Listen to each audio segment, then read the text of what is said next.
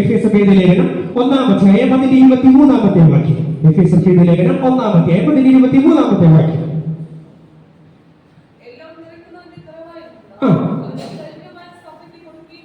മതി, നമുക്ക് എല്ലാവർക്കും അറിയാവുന്ന ഒരു വാക്യമാണ്. എല്ലാം നിറയ്ക്കുന്നവന്റെ നിറവായിരിക്കുന്ന അവന്റെ ശരീരമായ സഭയ്ക്ക് കൊടുക്കുകയും ചെയ്തിരിക്കുന്നു. ആ വാക്യം നമ്മൾ ഒന്ന് വേർതിരിച്ച് പഠിച്ചു കഴിഞ്ഞാൽ അതിന്റെ അകത്ത് നിന്ന് ഒന്നിലധികം ചിന്തകൾ കിട്ടും. ഒന്ന്, എല്ലാം എന്ന് പറയുമ്പോൾ സകലവും നിറയ്ക്കുന്നവൻ എന്ന് പറയുമ്പോൾ സകലവും നിറയ്ക്കുവാൻ വേണ്ടി ഒരുവനുണ്ട്. ആ ആളാണ് നമ്മൾ ആരാധിക്കുന്നത് ദൈവം. ശ്രോതം, അപ്പോൾ എല്ലാം നിറയ്ക്കുന്നവന്റെ, അപ്പൊ നിറയ്ക്കുന്ന ഒരുവനുണ്ട്, അത് എല്ലാം നിറവുമാണ്. ഇനി ഈ നിറവ് വെളിപ്പെടുവാനുള്ള സ്ഥലം വേണ്ടേ? നിങ്ങളെ വാക്യത്തിന്റെ അകത്ത് നിന്ന് ഞാൻ കുറച്ച് വേഗത്തിലാണ് പോകുന്നത് എനിക്കറിയാം. ശ്രോത്രം, നിങ്ങൾ എല്ലാവരും ശ്രദ്ധിക്കുക. ഇതിന്റെ ഈ അകത്ത് നിന്ന് നമ്മുടെ ആരാധനാലയം ഒന്നും ഇങ്ങനെ ആയിരുന്ന പോരാ.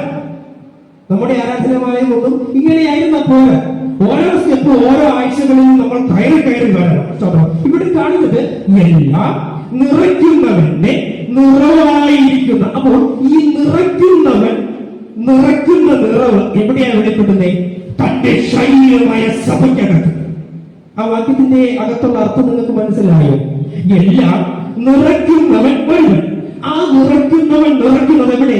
തന്റെ ശരീരമായ സഭയ്ക്കകത്ത്. അങ്ങനെയെങ്കിൽ നമ്മൾ നമ്മുടെ ജീവിതത്തിൽ അനുഭവിക്കേണ്ട നന്മ എവിടെ നിന്നായിരിക്കണം? ആലയത്തിൽ വെളിപ്പെടുന്ന നിറവിന്റെ അകത്ത് നിന്നത്.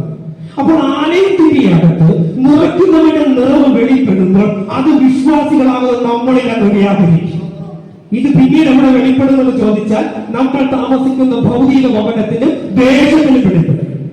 അപ്പോൾ അങ്ങനെ വെളിപ്പെടുന്നില്ലെങ്കിൽ ആലയത്തിന്റെ അകത്ത് നിറവ് സംഭവിക്കുന്നില്ല, ആ നിറവ് നമ്മളിലേക്ക് വ്യാപരിക്കപ്പെടുന്നുമില്ല. സ്തോത്രം.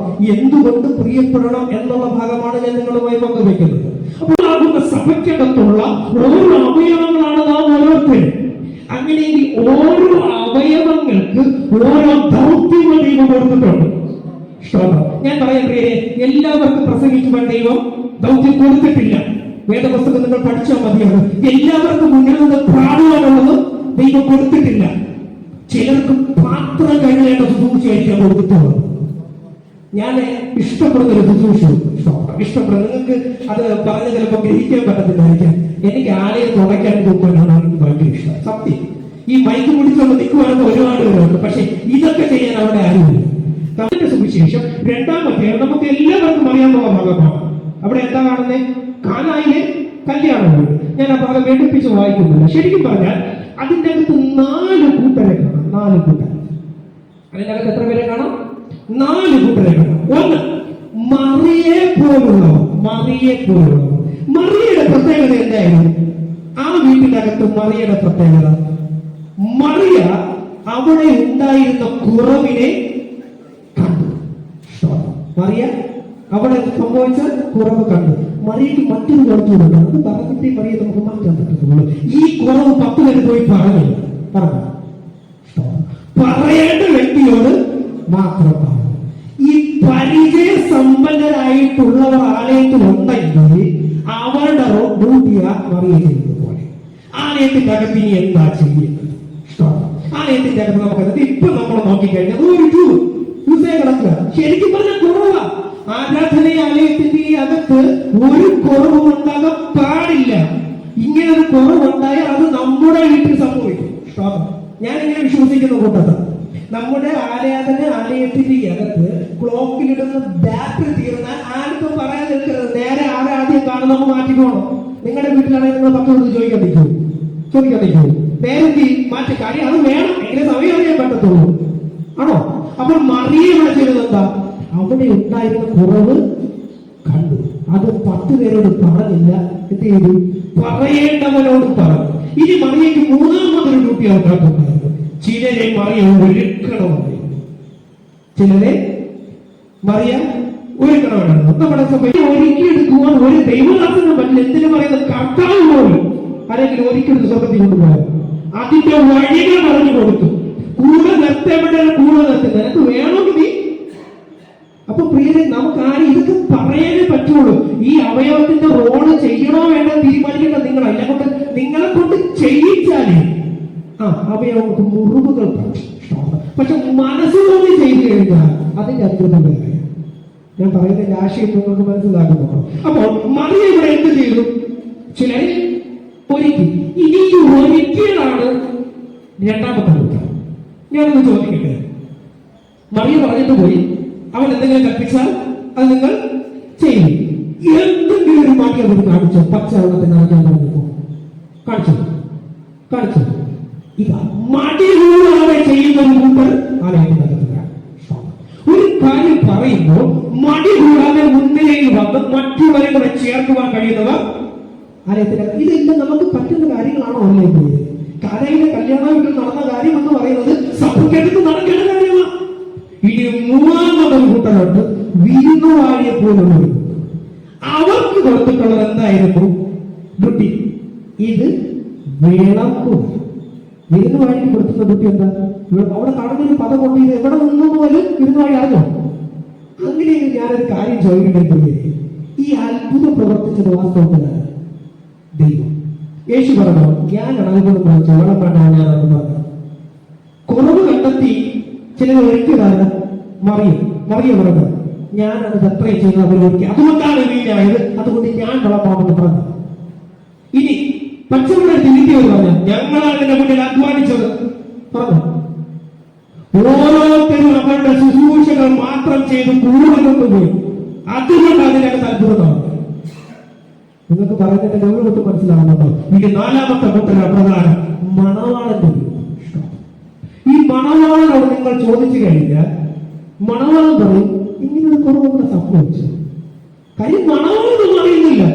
വിരുദ്ധമായിരുന്ന മണവാളനോട് ചോദിക്കുക, ഇത്രയും ശ്രേഷ്ഠമായിരുന്നു നീ എവിടെ മാറ്റി വെച്ചിരുന്നു? അപ്പോഴും മണവാളന്റെ പുറകെ എന്തിനാണെന്ന് പറയുന്ന ഒരു പിടിയില്ല.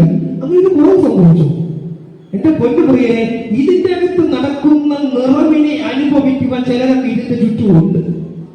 അവര് വന്നത് ചെയ്യണമെങ്കിൽ കുറവ് കണ്ടെത്തി പരിഹരിക്കുന്നവർ വേണം. അത് ചെയ്യുവാനുള്ളവർ എവിടെയെങ്കിലും ഇതിന് നിറവുള്ളൂ. വിശുദ്ധ വേദപുസ്തകം പഠിക്കുമ്പോൾ അപ്പോസ്തല പ്രവൃത്തികളുടെ പുസ്തകം 3-ാം അധ്യായം 1 മുതൽ താഴെയുള്ള ഭാഗം ഓർമ്മ കാര്യത്തിൽ വായിച്ചു. അപ്പോസ്തല പ്രവൃത്തികളുടെ പുസ്തകം 3-ാം അധ്യായം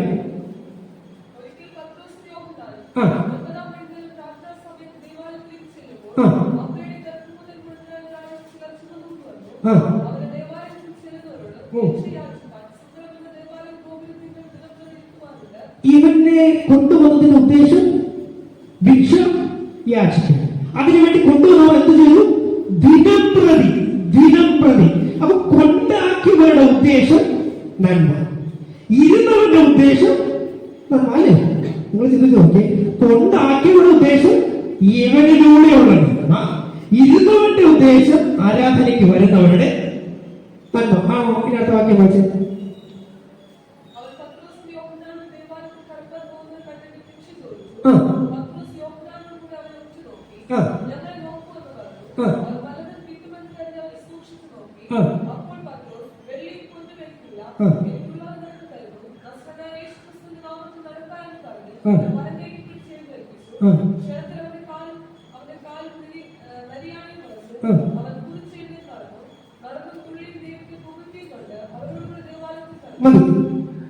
ഈ നന്മയിൽ കൂടിയാണ് വന്നത്, ശരിയല്ലേ?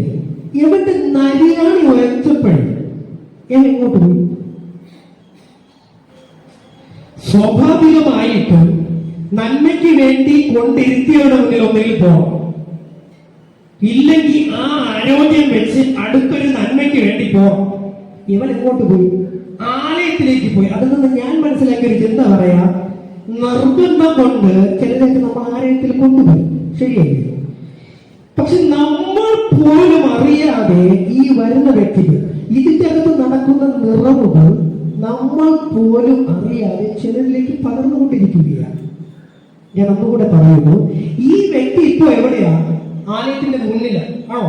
പക്ഷെ ദിനപ്രതി വന്നിരുന്ന ഭിക്ഷ യാചിക്കുന്നുണ്ട്. പക്ഷേ ആ വ്യക്തി പോലും അറിയാതെ, ഭിക്ഷ യാചിക്കുന്ന ആ വ്യക്തി പോലും അറിയാതെ ആ വ്യക്തിയും ആലയവുമായിട്ടൊരു ബന്ധം അവിടെ സൃഷ്ടിക്കപ്പെട്ടുകൊണ്ടിരുന്നത്.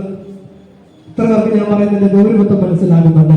അങ്ങനെയെങ്കിൽ ഇതിന്റെ അകത്ത് നടക്കുന്ന ശുശ്രൂഷകൾ, ഇതിന്റെ അകത്ത് വെളിപ്പെടുന്ന ഐക്യതകൾ, ഇതിന്റെ അകത്ത് നടക്കുന്ന പുതിയ പുതിയ ആത്മീക രീതികൾ കണ്ണുന്ന കുറെ പേരുണ്ട്. ഒരു ദിവസം എന്റെ പൊന്നു പ്രിയനെ അവരെ പോലും അറിയാതെ അവരിതിന്റെ അകത്ത് ഇരിക്കും. ഇത് നമ്മൾ വിശ്വസിക്കണം. ഇത് വിശ്വസിച്ചാൽ പ്രവർത്തിക്കുകയും വേണം. ഇന്ന് നമുക്ക് പ്രവർത്തിയില്ല. നമ്മളെല്ലാരും പറയും ആരാധിക്കുക, ബലപ്പെടുക, അല്ലേ? 10 എടുത്ത് സുവിശേഷമാണ് എന്ന് പറഞ്ഞാണ്. പക്ഷെ നമ്മുടെ ജീവിതത്തിന്റെ അകത്ത് നോക്കിയാൽ ഞാൻ പറയാൻ പ്രിയരെ, ശ്രേഷ്ഠമായ ഒരു ആലയമൊക്കെ ഉണ്ടെന്ന് പറയുന്നത് തന്നെ വലിയ കാര്യമാണ്. ഇതുപോലെയുള്ള സൗകര്യങ്ങളില്ലാത്ത പല ദേവാലയങ്ങളുമുണ്ട്, പല ദൈവാലയങ്ങളുമുണ്ട്. നമുക്ക് ഇത്രയേറെ സൗകര്യങ്ങളുണ്ട്. അതുകൊണ്ട് അത് നമ്മൾ മുതലെടുത്ത് ഉറങ്ങുന്നില്ല. ഇനിയും ഇങ്ങനെ ഉറങ്ങിക്കൊണ്ടിരുന്നെങ്കിൽ ശരിയാവും. ഇതാ എന്റെ ചോദ്യം. ഈ വാക്യത്തിന്റെ മുന്നിൽ നിന്ന് എനിക്ക് നിങ്ങളോട് ചോദിക്കേണ്ട ചോദ്യം ഇത്രയേ ഉള്ളൂ. ഈ